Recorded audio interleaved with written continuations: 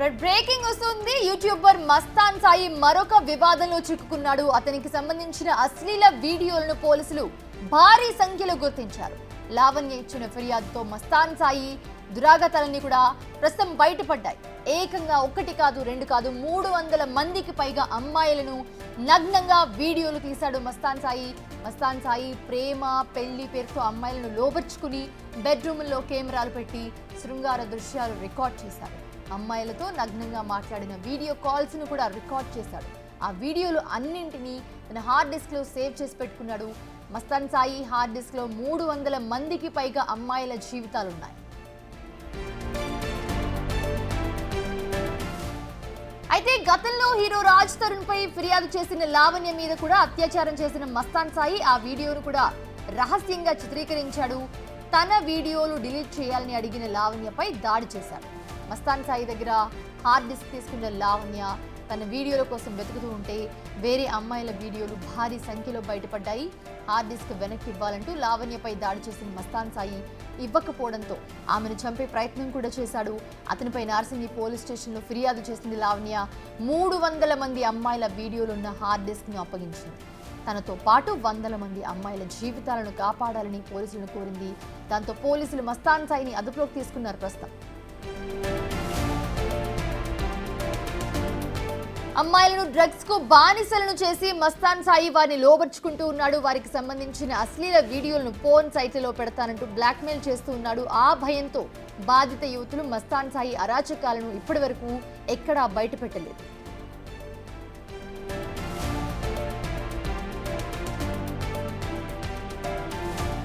మస్తాన్ సాయి అరాచకాలు అమ్మాయిలతోనే ఆగలేదు. Hero Nikhil, Varalakshmi tiffins యజమాని ప్రభాకర్ రెడ్డి ఫోన్లను కూడా మస్తాన్ సాయి హ్యాక్ చేశాడు.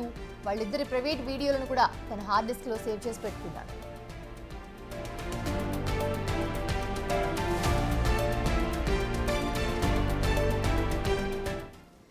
రైట్, రానా జాయిన్ అవుతున్నారు లైవ్ లో మరిన్ని అప్డేట్స్ అందించడానికి. రానా, చూస్తూ ఉన్నాము మస్తాన్ సాయి మీద ప్రస్తుతం లావణ్య కంప్లైంట్ చేస్తుంది. ఒకరి కాదు, ఇద్దరు కాదు, 300 మంది అంటే చాలా మంది అమ్మాయిల వీడియోస్ ఉన్నాయి అని హార్డ్ డిస్క్ కూడా హ్యాండ్ ఓవర్ చేసింది పోలీసులకి. దీంట్లో హీరో నిఖిల్ అండ్ అలాగే వరలక్ష్మి టిఫిన్ సెంటర్ యజమాని కూడా దీంట్లో ఉన్నారు. వాళ్ళ ఫోన్ కూడా హ్యాక్ చేశారు. అసలు ఏం చేశాడు మస్తాన్ సాయి స్టార్టింగ్ నుంచి ఎక్స్ప్లెయిన్ చేస్తారు. ప్రస్తుతం అప్డేట్స్ ఏంటి దీనికి సంబంధించి?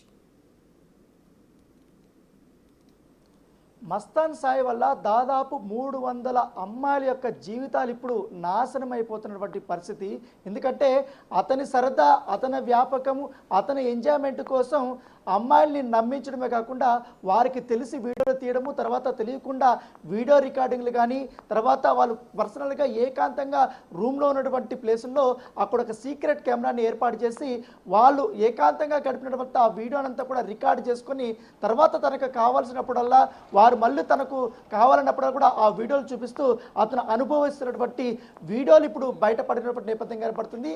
ఎగ్జాక్ట్గా బిగ్ టీవీ చేతికి వచ్చినప్పుడు బిగ్ టీవీ ఇది అన్ని కూడా ప్రసారం చేయకూడదు, ఎక్కడ కూడా మహిళల యొక్క ఫోటోలు కానీ ఎక్కడ కూడా బయట పెట్టకూడదు, ఎందుకంటే అమ్మాయిల యొక్క పేర్లు కూడా బయట పెట్టకూడదు అనే సామాజిక స్పృహతో ఇవాళ అందరివి కూడా మొత్తం బ్లర్ చేసి ఎక్కడ కూడా వాళ్ళ పేర్లు అనేది కూడా బయట పెట్టకుండా కేవలం మస్తాన్ సాయి వల్ల ఎవరైతే బాధపడుతున్నారో ఇన్ని రోజులు కుమిలిపోయి ఎక్కడ మా పేర్లు బయటకు వస్తాయి, ఎక్కడ మా వీడియోలు బయటకు వస్తాయని బాధపడుతున్నటువంటి అమ్మాయిలను దృష్టిలో పెట్టుకొని మనం ఎక్కడ కూడా వాటిని బయట పెట్టడం లేదు.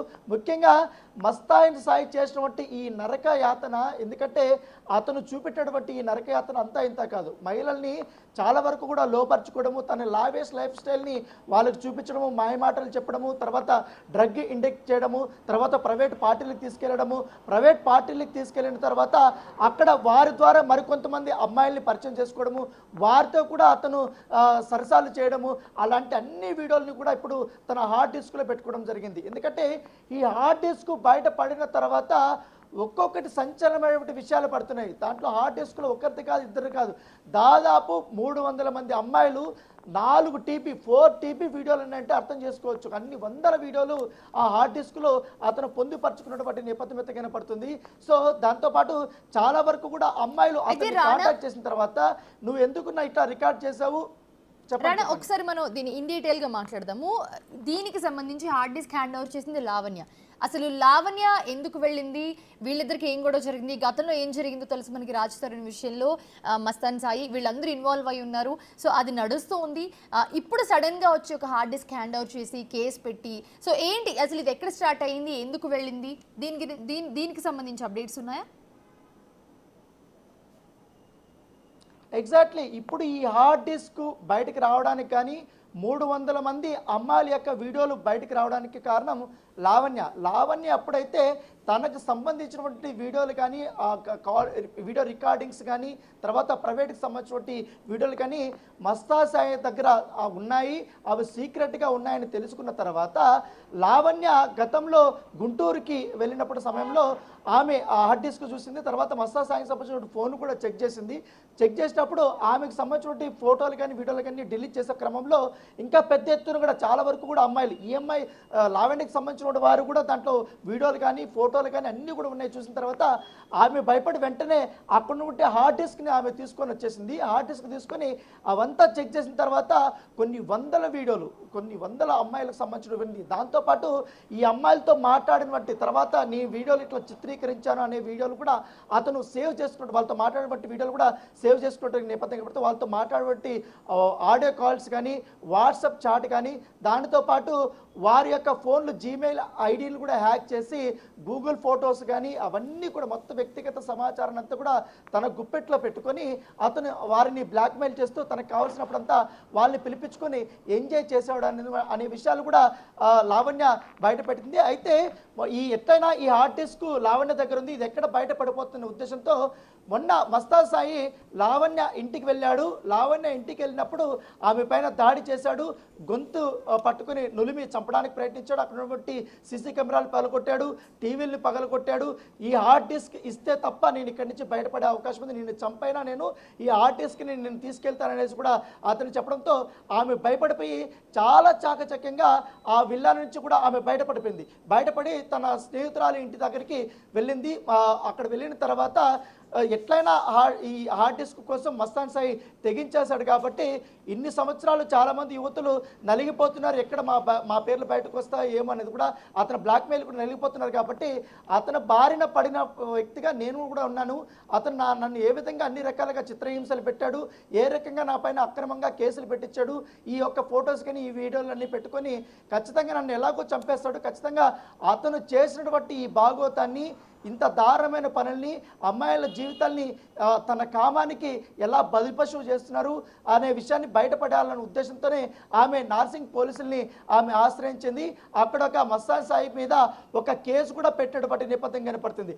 ఆ కేసుకు సంబంధించిన కంప్లైంట్ కాపీ ఎక్స్క్లూజివ్గా బిగ్ టీవీకి చేరుకుంది. ముఖ్యంగా దాంట్లో చాలా కీలకమైనటువంటి అంశాలని ఆమె ప్రస్తావించింది. ఇదేదో బిగ్ టీవీ అతనిపైన ఎక్కడా కూడా అక్యూజ్ చేయటం లేదు, అతనిపైన ఆరోపణలు చేయటం లేదు. మనకి ఎక్స్క్లూజివ్గా దీనికి ఇక్కడ కంప్లైంట్ కాపీని బేస్ చేసుకొని మనం ఇవంతా కూడా చెప్తున్నాం. దాంతోపాటు హార్డ్ డిస్క్లో ఉన్నటువంటి చాలామంది మహిళలకు సంబంధించినటువంటి ఇన్ఫర్మేషన్ అంతా కూడా ఆ బిగ్ టీవీకి చేరుకుంది. కానీ మనం ఎక్కడా కూడా రివీల్ చేయటం లేదు. ఇప్పుడు మనకు బ్లర్ కూడా చేసి చూపిస్తున్నటువంటి అంశాన్ని మనం తెలుసుకోవాల్సిన పరిస్థితి అయితే చాలా క్లియర్గా ఆమె కొన్ని రాసింది. ఎంతోమంది, ఎందుకంటే మస్తాన్ సాయి హ్యాక్ చేసి స్టోర్ చేసుకున్న ఎంతోమంది మహిళల జీవితాలు అందులో ఉన్నాయి. మస్తాన్ సాయి యువతల ఫోన్లు హ్యాక్ చేసి వారి గూగుల్ అకౌంట్స్ కానీ గూగుల్ ఫొటోస్ కానీ ఐక్లౌడ్ అకౌంట్స్ తన ఆధీనంలో పెట్టుకుని ఎవరు ఎదురు తిరగలేని పరిస్థితికి తీసుకుని మొదటగా మస్తాన్ సాయి వస్తాడు. ఎదురు తిరగడం వల్ల కుటుంబ పరువు పోతుంది, మస్తాన్ సాయి జీవితాలు నాశనం చేస్తాడనే భయంతో ఆ వీడియోలలో ఫోటోలలో ఉన్న ప్రతి ఆడపిల్ల మౌనంగా భరిస్తుంది. ఆ వీడియోలో ఉన్న ఏ మహిళ ఎదురు తిరగలేదు. వాళ్ళకి శరీరంలో సెక్స్ కోరికలు పెంచే డ్రగ్స్ ఇస్తూ తన కోరికలు తీర్చుకుంటూ వారికి తెలిసి కొన్ని మరియు వారికి తెలియకుండా కొన్ని వీడియోలు రికార్డు చేసి ఈ హార్డ్ డిస్క్లో స్టోర్ చేశాడంటూ కూడా ఆమె నార్సింగ్ పోలీసులకి కంప్లైంట్ చేసినప్పుడు నేపథ్యం కనపడుతుంది.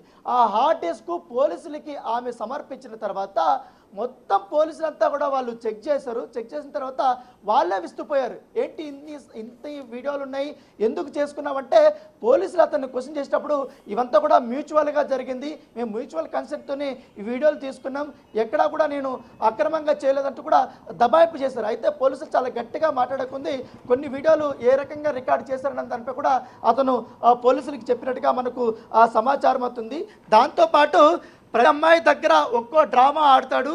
కొంతమందిని పెళ్లి చేసుకుంటానని, మరికొంతమందితో నేను తప్పు చేశాను, ఉరి వేసుకొని చచ్చిపోతానని, అలా ఉరి వేసుకొని చచ్చిపోతున్నట్టు నమ్మించే వీడియోలు కూడా ఇదే హార్డ్ డిస్క్లో ఉన్నాయంటూ కూడా ఆమె తన కంప్లైంట్లో రాయడం జరిగింది. దాంతోపాటు దానికి సంబంధించిన ఎవిడెన్స్ను కూడా పోలీసులకి ఇచ్చినటువంటి నేపథ్యం కనపడుతుంది. అయితే విషయం తెలిసిన తర్వాత వాళ్ళు మహిళలు మస్తాన్ సాయికి అడుగుతారు, ఎందుకు ఇట్లా పని చేశావు, నన్ను ఎందుకు ఇట్లా ఆడుకుంటున్నావు, ఖచ్చితంగా నేను బయటకు వెళ్ళి చెప్తానంటే అతను మాత్రం డ్రామా స్టార్ట్ చేస్తారనమాట. నేను చచ్చిపోతే ఉరేసుకుంటున్నాను, ఇప్పుడు మాత్రం బయటకు పెడుతూ నీకు కావాల్సిన నేను నిన్ను పెళ్లి చేసుకుంటాననే ఆ మాటలు అతను చెప్పాడు. ఆ వీడియోలు అంతా రికార్డ్ చేసుకున్నట్టుగా ఆమె చెప్పినటువంటి నేపథ్యం అయితే కనపడుతుంది.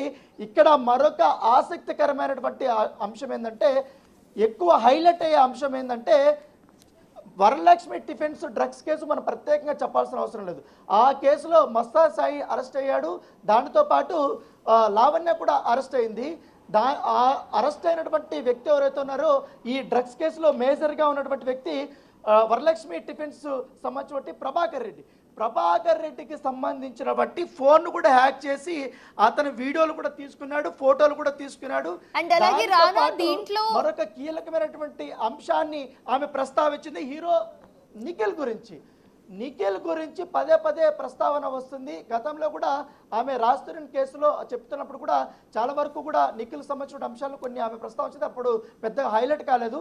కానీ ఈరోజు మాత్రం నిఖిల్కి సంబంధించిన ప్రైవేటు పార్టీలు జరిగేటప్పుడు కొన్ని కీలకమైన వీడియోలన్నీ కూడా తీసుకొని మస్తాన్ సాయి అవంతా కూడా తన వద్ద పొందుపరుచుకున్నాడు. ఆ వీడియోలు ఇప్పటి వరకు మొత్తం హార్డ్ డిస్క్లో ఉన్నాయంటూ కూడా ఆమె దాంట్లో రాష్ట్రపతి నేపథ్యం అయితే కనపడుతుంది. దాంతోపాటు ఎంతోమంది మహిళల కాల్ రికార్డింగ్స్ ఉన్నాయి, వందల కొద్ది వీడియోలు, వేల కొద్ది ఫోటోలు, అతను ఎన్ని నేరాలు చేశాడో అన్ని కేసుల వివరాలు, ఆ కేసుల నుండి ఆ నేరాల నుండి లీగల్గా ఎలా తప్పించుకోవాలో ప్లాన్ చేసుకున్న ప్రజెంటేషన్స్ కూడా ఆ హార్డ్ డిస్క్లో ఉన్నట్టుగా మనకు సమాచారం అవుతుంది. ఆ ఎవిడెన్స్ కూడా బిగ్ టీవీ దగ్గరకు వచ్చాయి. కాకపోతే ఎక్కడ బిగ్ టీవీ మనము ఆ వీడియోలు కానీ ఆ మహిళలకు సంబంధించినటువంటి సమాచారం కానీ వారి ఫేస్లు కానీ ఎక్కడా కూడా మనము రివీల్ చేయటం లేదు. అవి మన దగ్గరకు వచ్చినా కూడా మనము బయట పెట్టకూడదని ఉద్దేశం. ఎందుకంటే ఒకవేళ వాళ్ళ పేర్లు కానీ లేకపోతే వారే అని తెలిసిన తర్వాత ప్యానిక్ అయ్యే అవకాశం ఉంది, వారికి ఏమైనా ఇబ్బంది పడే అవకాశం ఉంది. కాబట్టి ఈ నరరూప రాక్షసుడి నుంచి వారు ఇన్ని రోజులు చాలా చిత్రహింసలు, చాలా బాధలు పడ్డారు. కాబట్టి మరొకసారి వారు ఇబ్బంది పడకూడదు ఉద్దేశంతో మనము ఈ యొక్క వీడియోల్ని ఎక్కడ కూడా బయట పెట్టకుండా చేస్తున్నటువంటి నేపథ్యం అయితే కనపడుతుంది. దాంతోపాటు అతను ఒకవేళ ఎవరన్నా కంప్లైంట్ చేస్తే ఎలా తప్పించుకోవాలని కూడా చాలా క్లియర్గా కూడా అతను ప్లాన్ చేసుకున్నటువంటి అంశాన్ని కూడా ఆ తెరపైకి వచ్చినటువంటి నేపథ్యం అయితే కనపడుతుంది. దాంతోపాటు లావణ్య ఎందుకు ఇదంతా కూడా బయట పెట్టింది అనేది తెలుసుకోవడానికి మనం ప్రయత్నించినప్పుడు దాంట్లో ఒక క్లియర్గా ఆమె ఒక రాసింది, నేను ఇప్పుడు ఇవన్నీ కంప్లైంట్ రూపంలో బయట పెట్టడానికి గల కారణం ఒక్కటే, మస్తాన్ సాయి పరిచయం వల్ల చేతులారా జీవితాన్ని నాశనం చేసుకున్న ఒక మహిళగా నేను మిగిలిపోయానంటూ కూడా ఆమె తన ఆవేదనని వెలగట్టింది. దాంతోపాటు నాతో ఇతను వీడియో కాల్స్ మాట్లాడుతూ నాకు తెలియకుండా సుమారు 40 వీడియోలు రికార్డు చేశాడు. నేను ఎవరికి చెప్పుకోలేను, వాడి నుండి బయటపడలేను. నా అన్ని ఈమెయిల్ అకౌంట్లు హ్యాక్ చేశాడు. నన్ను తన చెల్లి పెళ్ళికి రమ్మని పిలిచి నా వీడియోలు గురించి ప్రశ్నిస్తే మస్తాన్ సాయి గుంటూరులో 2023లో నన్ను కొట్టి లైంగిక దాడి పాల్పడ్డాడు. వాళ్ళ చెల్లి పెళ్ళికని పోతే ఈ వీడియోలు తన వద్ద ఉన్నాయి, ఎందుకు తీసావనేది ప్రశ్నించినప్పుడు నేను అవి డిలీట్ చేయడానికి ప్రయత్నించినప్పుడు నన్ను కొట్టి చిత్రహింసలు పెట్టి నా పైన లైంగికంగా దాడి చేశాడనేది కూడా ఆమె చాలా స్పష్టంగా రాసింది. నా వల్ల కూడా ఎట్లా ఇబ్బంది పడ్డారు మహిళలు, నేను ఎట్లా ఇబ్బంది పడ్డాను, వారు కూడా అట్లా పడకూడదనే ఉద్దేశంతోనూ నేను ఇప్పుడు పోలీసుల దగ్గరకు వచ్చి ఇవంతా వ్యవహారం అంతా చెప్తున్నానంటూ కూడా ఆమె చాలా స్వయంగా రాసినటువంటి నేపథ్యం కాబట్టి. దాంతోపాటు సినీ హీరోగా ఈ విషయము రాజ్ తరుణ్కి కూడా నేను చెప్పాను ఇట్లా మస్తాన్ సాయి నన్ను ఇట్లా చేశాడనేది కూడా. అయితే రాజ్ తరుణ్ మాత్రం నేను సినీ హీరోగా ఉన్నాను, నా పేరు లేకుండా పోలీస్ స్టేషన్లో కంప్లైంట్ ఇవ్వమని అతను చెప్పాడు.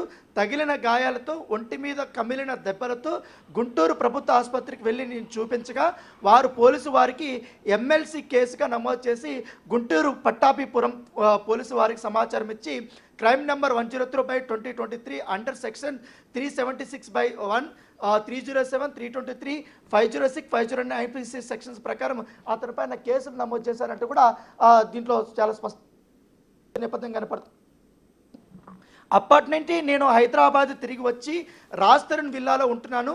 ఆ కేసును ఎలా అయినా రాజీ చేసుకోవాలని భావించిన మస్తాన్ సాయి తన బాధితురాల్లో ఒకరైన ఒక మహిళ, ఆ మహిళ పేరు రాశారు కానీ ఆ మహిళ పేరు మనం ఇక్కడ ప్రస్తావించటం లేదు.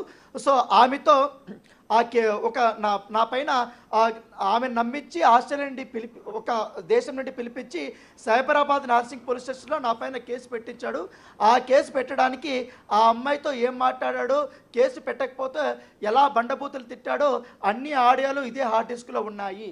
ఎగ్జాక్ట్గా ఇక్కడ అమ్మాయి గురించి ప్రస్తావన చేశారు కాబట్టి ఆ ఆడియోలు కూడా బిగ్ టీవీ దగ్గరకు వచ్చాయి. కానీ మనం ఎక్కడ కూడా ఆడియోలు మనం యూజ్ చేయటం లేదు. ఎందుకంటే ఆ ఆడియోలు విన్న తర్వాత నిజంగా చీము నెత్తూరు ఎవరుకున్నా కూడా అతన్ని ఖచ్చితంగా చాలా శిక్షిస్తారు. ఎంత దారుణంగా మాట్లాడుతున్నాడంటే ఆ మహిళ చాలా ఏడుస్తూ మాట్లాడుతుంటే, ఎందుకు మస్తాన్ సాయి ఇట్లా చేశావు, నీ వల్లనే నా జీవితం ఇట్లా నాశనం అయిపోయింది, నీ వల్లనే నా వీడియోలు ఇప్పుడు బయటకు వస్తున్నాయి, అవంతా వెళ్ళిపోతున్నా అంటే అతను ఆమెని ఓదార్చడం మానేసి ఉల్టా ఆమెను ఎంత దారుణంగా తిడుతున్నాడంటే పచ్చి బూతులతో తిడుతున్నాడు. చాలా పచ్చి బూతులతో బెదిరిస్తున్నాడు.